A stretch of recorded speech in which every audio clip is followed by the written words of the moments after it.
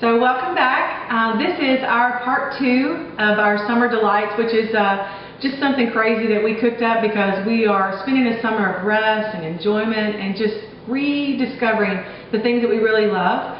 And one of the things for me is cooking, and Chelsea's been bugging me for years about some of her favorite recipes. In fact, I asked her, what should we make this time? And at the same time we both went, stuffed shells. And if you've been to any of my events, the smaller retreats, we almost always make one of these, and it's a super easy recipe. And actually came from a friend of mine when I lived overseas, and obviously couldn't go back and get the recipe. So I just started concocting and trying to figure out how I got it.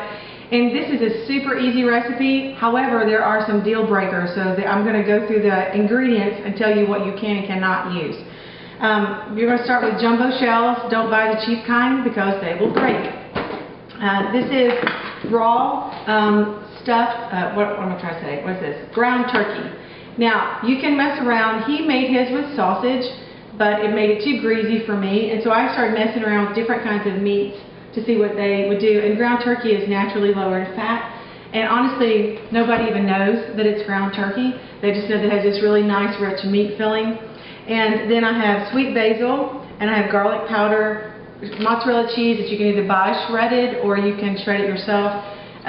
This sauce is probably one of the most important pieces because this is just a straight up tomato basil. So you can't do 4 cheese, you can't do you know how you have all the varieties. You want something just really simple because otherwise it interferes with the flavors. Parmesan cheese, and then I've forgotten the bag, but you also need frozen spinach, so I'll get that by the time we come back. So those are our ingredients. The first thing that we're going to do is start on the shells. So let me get stuff together and I'll show you my little secrets about cooking the shells. Okay, so for some of you who've been cooking for a while, this may seem like a no-brainer, but Chelsea and I were talking about trying to capture little secrets for somebody who's been cooking for a while. So when I cook pasta, when I can remember, I don't always remember, my pot is empty, and I put olive oil in the bottom of it first, because if you do that, you know how, does your pasta ever get stuck? Mm-hmm. And so if you'll go ahead and put olive oil in the bottom of it and just swirl it around, and then, it doesn't even have to be perfect, you're just trying to coat the bottom. Right.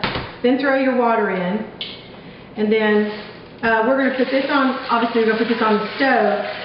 And the secret about cooking these kind of shells is, that's perfect, you don't put these in until the water's boiling, because what happens is, if you put them in right now, they're beginning to soak up water, but they're also sticking to the bottom. Right. So it has to be the water's boiling, you put the shells in, and now they're immediately rolling around, and they're pushing like that. Another thing is, let me see what the directions on these are. It says on here 9 minutes, so I'm going to cook it at least a minute under. 2 reasons. One is, we're going to have to handle it and stuff it, but also you're going to bake it. So it's going to get more cook time. So if you cook it to max right now, then you bake it for another 45 minutes. If you've ever seen pasta that's overcooked, right, you know how it gets too big and yucky? Well, yeah. So we're going to undercook it. So I'm going to cook it 7 minutes or so. And then here's the spinach, ta-da, as I promised. And this spinach is frozen. And so Chelsea's going to throw this in the microwave. I just microwave it just like this. And she's going to cook it on high for a minute and then put it in a pan so that the juices don't make a mess in your microwave. And if you have time about the course of the day, just throw it out on the counter and let it defrost naturally. But I forgot it, so we're going to nuke it, let it get defrosted. Then we're going to put it in a strainer, and this is really important, I'll show you this in a minute. You're going to strain all the extra juice out of it, because if you don't, then it makes the stuffed shells soupy, and so we want it to be nice and firm. Okay, so we're going to start this, and we'll come back and get started on the filling. Okay, so we just have microwaved the spinach, and I just wanted to show you this so that you make sure that you get it. I'm going to put this in a strainer, make sure I get everything out of it. And even if you leave this out on the counter to defrost, the thing you may not know is so I just grab it with my hand. I'm squeezing it, but what I want to show you is all the extra liquid so that you can see what you don't want.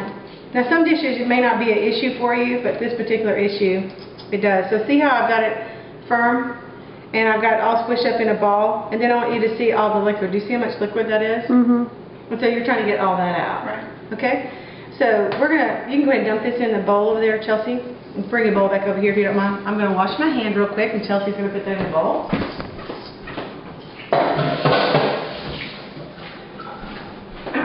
And another thing I guess I need to tell you about this dish is that this is a hands-on dish. A lot of people don't like to cook with their hands, and I do, and so if you don't like that, you may not like this dish after that. Do you like to cook with your hands? Okay.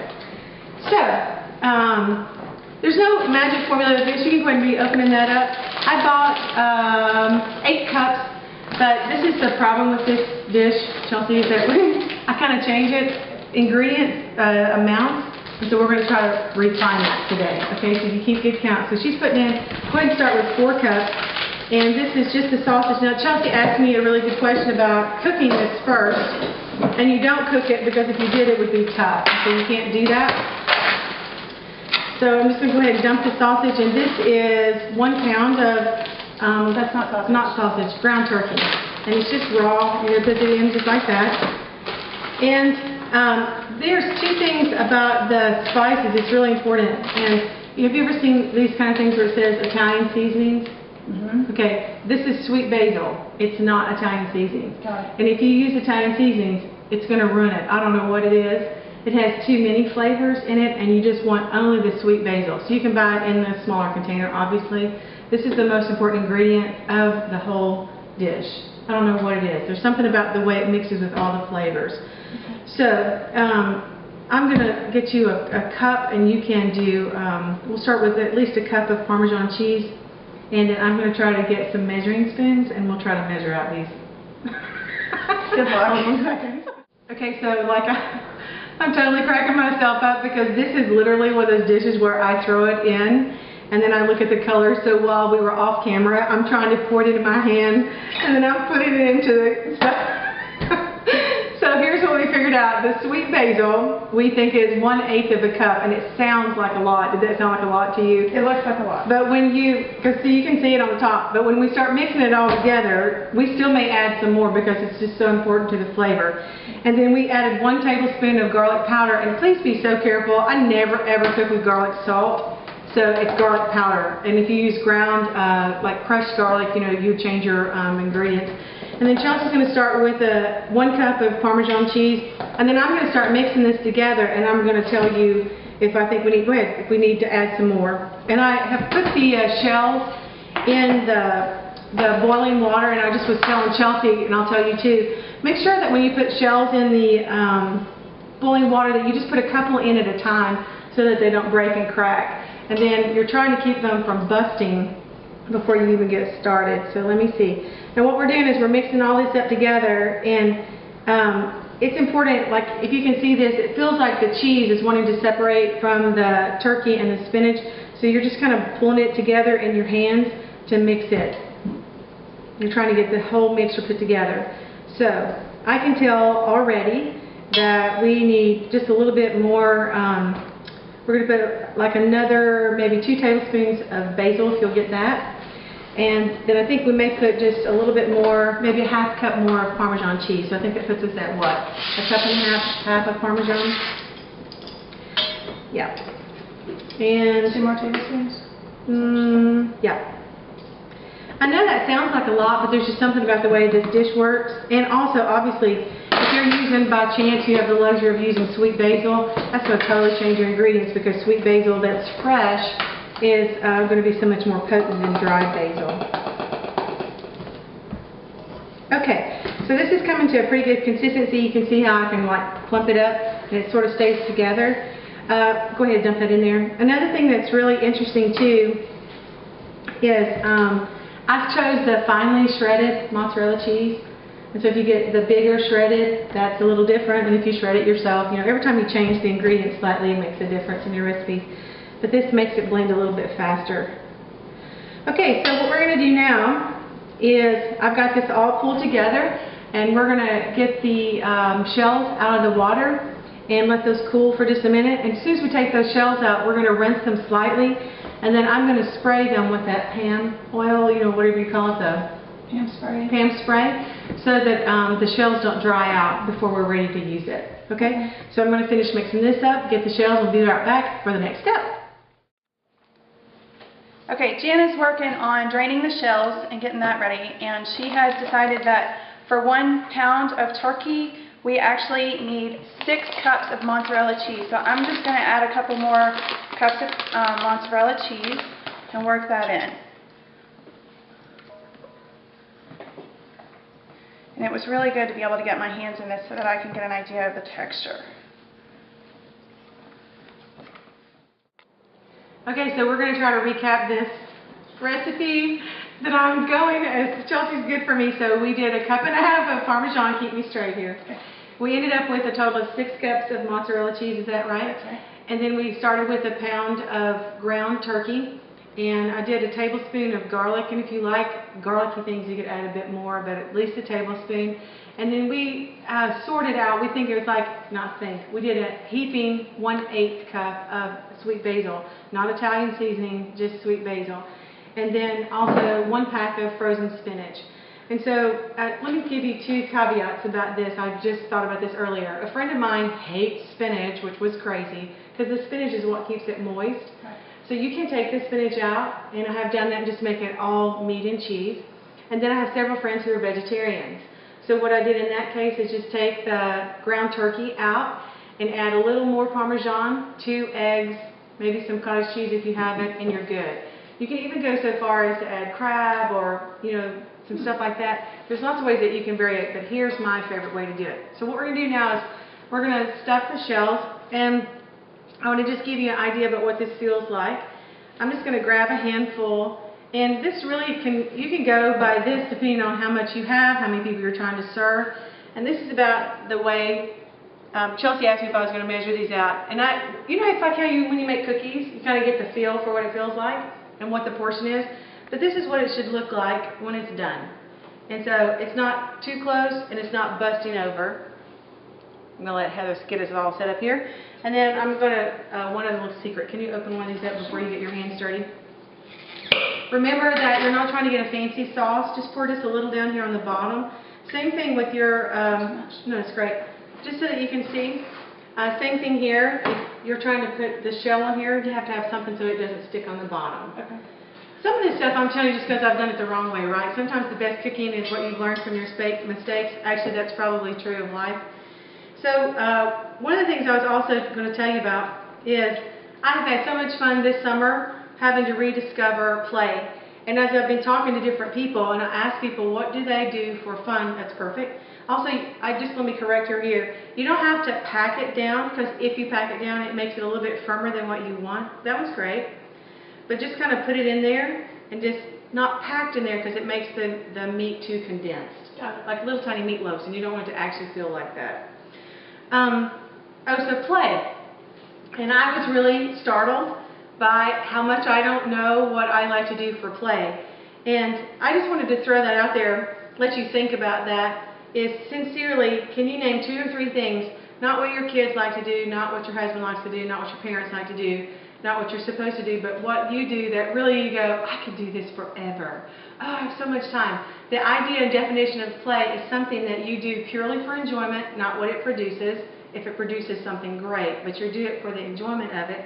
And also doing something where you have this sense in your physical body of being at peace, and you have a sense of getting lost in time. It's a great definition, because sometimes we try to make play be work all dressed up, but it's really different. They're 2 very different things.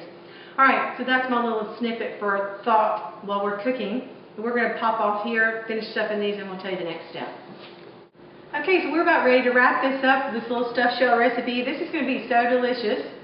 And I wanted to give you, I put it in smaller containers so that you can see how much this makes if you wanted to half the recipe or whatever. But there's a couple of secrets about this. One is right now, you can put aluminum foil over this and freeze it. And it stays in the freezer wonderfully. Now, I will tell you one thing I have learned is I freeze them before I cook them. Because what happens is if you cook it and then try to save it, you're cooking your pasta twice. And you know how we talked about earlier, pasta can swell up too much. So you can even go so far as to just simply put this in a freezer bag, throw it in there, throw it in your freezer, and then get it out, put it in your pan, sauce on the bottom, and then I'm going to show you what we're going to do with the rest of the sauce. I'm going to cook this. So we're going to go ahead and put this sauce on top. Just leave one extra because I'm going to throw one in the freezer. But it's really important that you try to make sure not too much sauce, but enough to cover all the tops of them. And then push this down in there. Okay. And then what I'm going to do is I'm going to cover this up with foil, which is also a really important part. You cook it completely covered. So you're going to cook it for 375, covered in foil, for about 45 minutes. And you're going to know that it's ready because it's going to be bubbling and stuff on the side. It's important that you cook it enough though, because what happens is if you don't, then in the very center, the turkey is not cooked all the way through. So let me say this again. If I pull this foil out, it's going to make a lot of noise. Let me do it real fast. You want to have it completely covered in foil, just like this, 375 for 40 minutes, 40 to 45 minutes. And if you want to freeze it, you can freeze it like this, or you can simply freeze it like this. Oh, and this is what I was going to give you the portions. Typically, like my kids are 10 and 15, they eat 2 to 3 apiece, and Chuck will eat 3 to 4 apiece. So this is enough for a family of 4 because there's about 15 or 16 of them in here. And this is fantastic to cook for bigger events, like, we've done events where we serve 20 people, but I've actually cooked this meal serving a wedding party of 200. And it keeps well. You can make it in advance and freeze it and pull it out. And everybody raves over it. Everybody wants to know what it is on the inside, which used to be secret, which is now no longer secret.